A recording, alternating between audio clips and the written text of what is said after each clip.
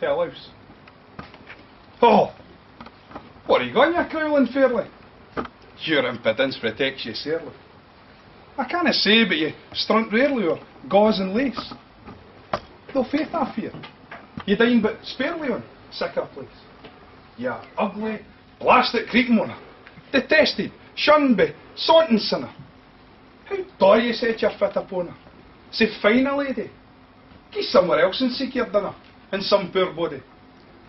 Swith, in some beggar's hoff at Squattle, there he may creep and sprawl and sprattle, with other, kindred, jumping cattle, in shoals and nations, or horn nor bane nor dare and set, your thick plantations.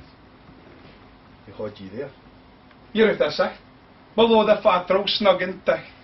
Na faith ye yet, you'll no be right, till you get on it, the very topmost tower and height. Oh, Mrs. Bonnet, my sooth, right bold you set your nose out, as plump and grey as only grows it. Oh, for some rank mercurial rosette, or fell red smedon, I'd gie ye sick a herta doset, would dress your drawdle.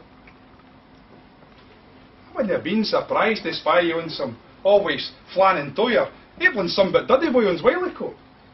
But Mrs. Fine Leonardi Fie, how dare you dare? Oh, Jeanie, dinna toss your heat and set your beauties all abreed. You little ken what cursed speed that lassie's making. They winks and finger ends I dread. I've noticed that.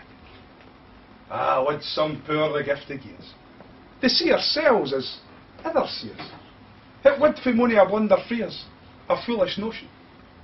With airs and dress and gatewoodliness, and even devotion.